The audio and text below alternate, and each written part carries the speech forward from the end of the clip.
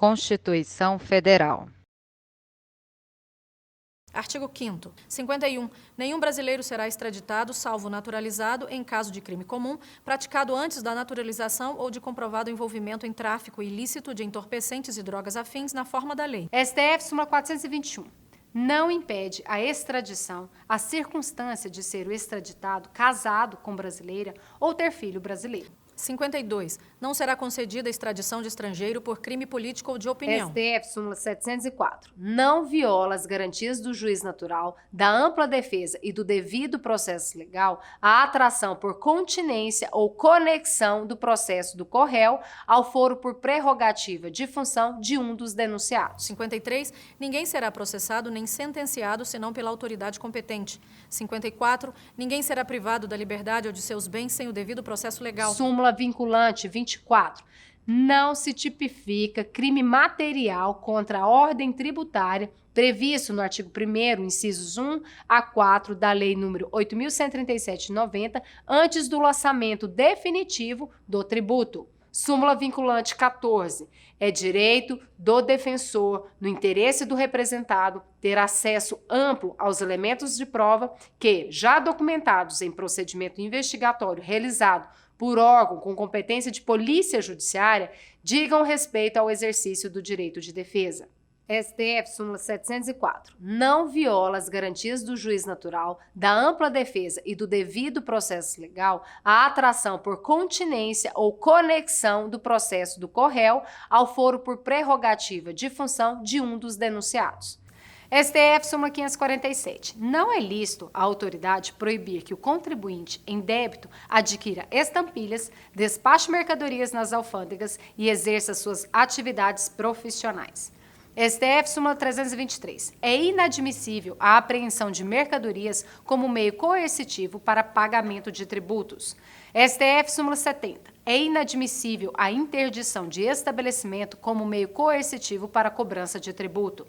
STJ, súmula 265. É necessária a oitiva do menor infrator antes de decretar-se a regressão da medida socioeducativa. 55. Aos litigantes em processo judicial ou administrativo e aos acusados em geral são assegurados o contraditório e ampla defesa com os meios e recursos a ela inerentes. Súmula vinculante 28. É inconstitucional a exigência de depósito prévio como requisito de admissibilidade de ação judicial na qual se pretenda discutir a exigibilidade de crédito tributário. Súmula vinculante 21. É inconstitucional a exigência de depósito ou arrolamento prévios de dinheiro ou bens para admissibilidade de recurso administrativo.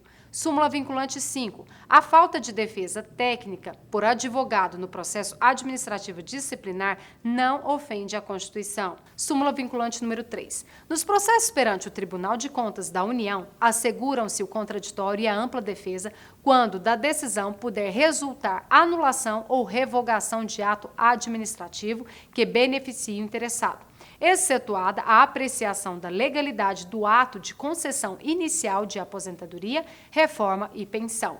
STF, súmula 708. É nulo o julgamento da apelação se, após a manifestação nos autos da renúncia do único defensor, o réu não foi previamente intimado para constituir outro. STF, súmula 704. Não viola as garantias do juiz natural, da ampla defesa e do devido processo legal a atração por continência ou conexão do processo do corréu ao foro por prerrogativa de função de um dos denunciados. STF, súmula 701. No mandado de segurança impetrado pelo Ministério Público contra decisão proferida em processo penal, é obrigatória a citação do réu como litisconsorte passivo. STF, súmula 523. No processo penal, a falta da defesa constitui nulidade absoluta, mas a sua deficiência só o anulará se houver prova de prejuízo para o réu.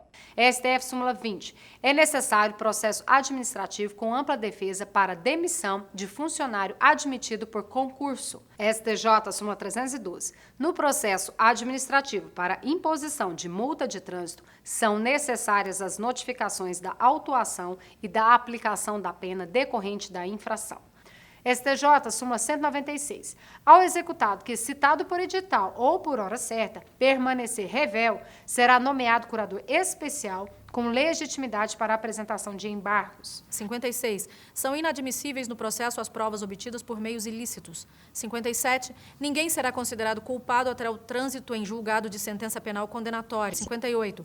O civilmente identificado não será submetido à identificação criminal, salvo nas hipóteses previstas em lei. 59. Será admitida ação privada nos crimes de ação pública se esta não for intentada no prazo legal. 60. A lei só poderá restringir a publicidade dos atos processuais quando a defesa da intimidade ou interesse social o exigirem. 61. Ninguém será preso senão em flagrante delito ou por ordem escrita e fundamentada de autoridade judiciária competente, salvo nos casos de transgressão militar ou crime propriamente militar definidos em lei. STJ, súmula 280. O artigo 35 do Decreto-Lei 7.661, de 1945, que estabelece a prisão administrativa, foi revogado pelos incisos 61 e 67 do artigo 5º da Constituição Federal de 1988. 62. A prisão de qualquer pessoa e o local onde se encontre serão comunicados imediatamente ao juiz competente e à família do preso ou à pessoa por ele indicada. 63. O preso será informado de seus direitos, entre os quais o de permanecer calado, sendo-lhe assegurada a assistência da família e de advogado. 64. O preso tem direito à identificação dos responsáveis por sua prisão ou por seu interrogatório policial. 65. A prisão ilegal será imediatamente relaxada pela autoridade judiciária.